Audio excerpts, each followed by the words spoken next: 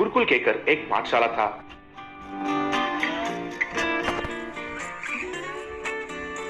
उसमें अमीर और गरीब के अंतर देखे बिना सबको एक ही तरह पढ़ाई सिखाते थे। लेकिन उस स्कूल में अमीर बच्चे तो गरीब बच्चों को कम नजर से देखा करते थे।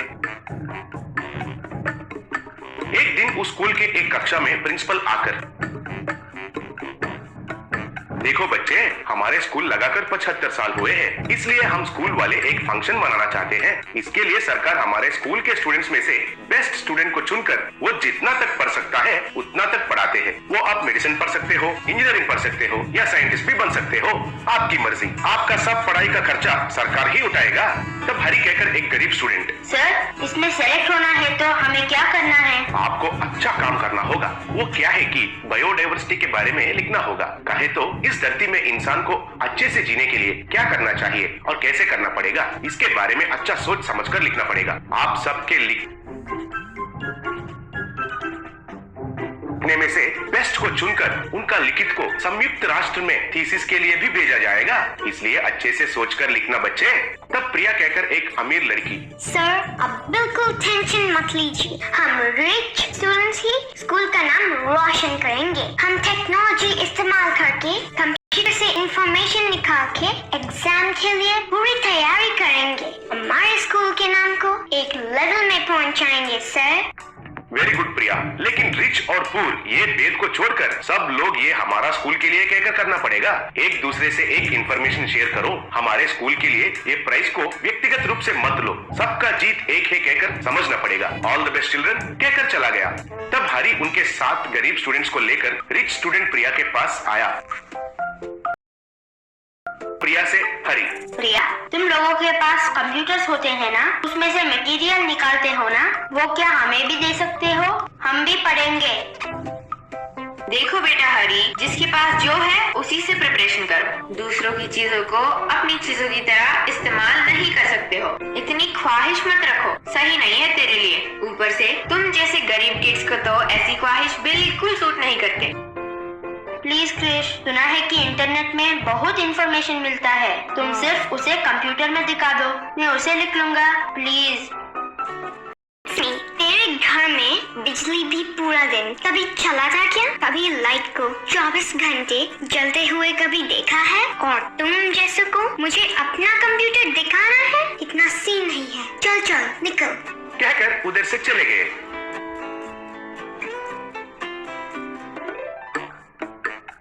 घर में हरी बहुत परेशान से बैठा।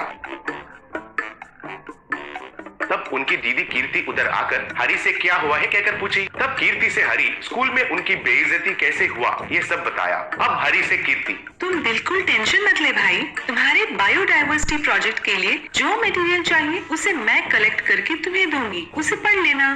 थैंक यू दीदी।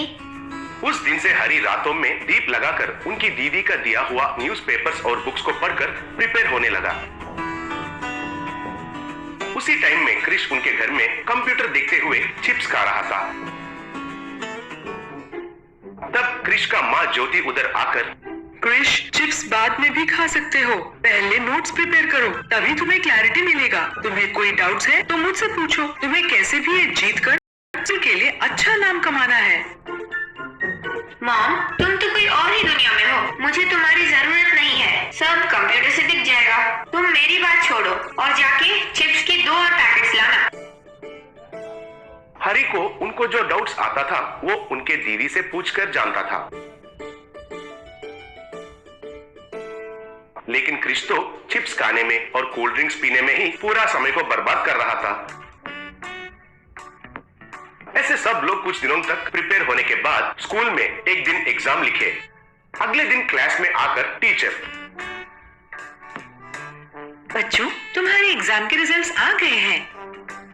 मैम, फर्स्ट कौन आया है? मैं क्या क्रिश या जीवन? बोलिए मैम। तुम में से किसी को भी फर्स्ट प्लेस नहीं मिला, इस बार फर्स्ट आया है। इतना ही नहीं, हमारे प्रिंसिपल ने कहा कि इस बार स्कूल की तरफ से भी बायोडाइवर्सिटी वाला ऐसे जो गवर्नमेंट को भेजा जाएगा वो भी हरी की ही होगी। ऐसे कैसे मैम? उसके पास तो हमारी तरह ना कंप्यूटर है, ना ही उसके घर में प्रॉपर बिजली है। इसे फर्स्ट प्लेस कैसे मिल सकता है? इसमें जरूर कुछ धोखा है। अच्छे से पढ़ने के लिए वो सब क्यों? सही फोकस चाहिए। इतना ही नहीं, हम जिसके बारे में लिख रहे हैं उसके बारे में जानने की ख्वाहिश और लगन चाहिए। तब ऐसी जरूरतों के बिना भी बढ़िया लिख सकते हैं। पुराने दिनों में जब घरों में बिजली ज्यादा नहीं रहता था, तब भी बहुत लोग खूब पढ़ लिख के IPS और IAS ऑफिसर्स बने। और उस दिन भी मैंने देखा था कि तुम लोगों ने हरी की मजाक उड़ाई थी। एक बात याद रखना, ऐसी पढ़ाई भी कोई पढ़ाई होती है जिसमें तुम अपने साथियों को इंसानों की तरह देख पाओ? ऐसी पढ़ाई तो कोई काम की नहीं है। वो सुनकर क्रिश, प्रिया और सब रिच स्टूडेंट्स आकर गरीब स्टूडेंट्स को सॉरी बोले। इतना ही नहीं, बायोडाइवर्सिटी के बारे में अच्छे से लिखने के लिए सब लोग हरी को बधाई दिए। वो देखकर टीचर सब स्टूडेंट्स की प्रशंसा किया। Magical 3 tractors. भोपाल में भुवन, पवन, करण कहकर 3 ट्रैक्टर चलाने वाले रहते थे। एक बार पूरा दुनिया में एक भयानक बीमारी फैलने की वजह से पूरा देश लॉकडाउन कर दिया गया था। तब लोगों के पास खाने के लिए खाना भी नहीं था, बहुत मुश्किल में थे। कोरोना। वो देखकर भुवन उनके दोस्तों से, अरे पवन, करण, इस लॉकडाउन की वजह से लोगों को काम नहीं मिल रहा है और बहुत मुश्किल झेल रहे हैं। खाने के लिए खाना भी नहीं मिल रहा है। कुछ लोग बोल रहे हैं, कुछ लोग तो बोल नहीं सक रहे हैं और मर रहे हैं। ये सब देखकर मेरा दिल बहुत दुख रहा है यार। इसलिए मेरे पास जो भी पैसे थे मैंने लोगों में बांट दिया। और अभी मेरे पास पैसे नहीं है, लेकिन मदद के लिए बहुत लोग हैं। इसलिए मैं अपना ट्रैक्टर को बेचकर उन पैसों से लोगों के लिए चावल और जरूरत चीजों को खरीद कर देने के लिए सोच रहा हूँ यार। अरे भुवन, बचपन से हम 3 मिलजुल कर बड़े हुए हैं और घूमे थे और एक ही जैसा सोचते हैं। अब लोगों के लिए जरूरी है, इसलिए केवल तुम अकेले ही नहीं, हम भी ट्रैक्टर्स को बेच देते हैं और जो मिलता है उसे लोगों में बांटते हैं। क्यों करण, क्या कहते हो? अरे तुम दोनों का बात ही मेरा बात है, उसमें कोई चेंज नहीं है। तब वे तीनों उनके ट्रैक्टरों को बेचकर जो पैसे मिला था उससे चावल और कुछ जरूरी चीजों को खरीदकर जिनको जरूरी है उनको बांट रहे थे। ये सब देखकर सेठ चमनलाल बेवकूफ कहीं के, गांव की सेवा करने का खुजली है तो 10 या 20 रुपए फेंका की नहीं बस है।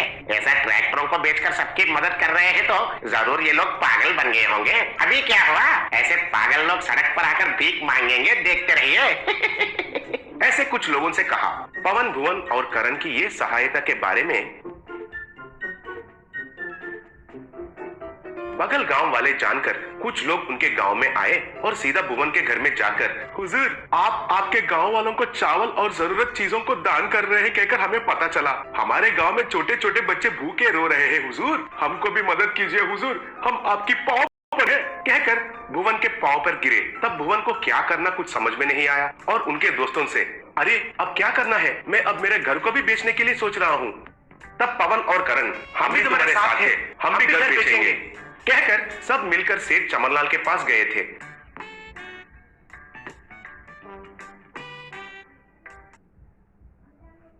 क्या आपने डैनी की डरावनी कहानी सुनी है? डैनी की कहानी राजस्थान के रत्नागढ़ में बसी है। वहां के लोग आज भी डैनी के किस्से दबी जुबान। देखो सेठ, हम तीनों दोस्त अपना घर बेचना चाहते हैं, लोगों की सेवा के लिए बेच रहे हैं।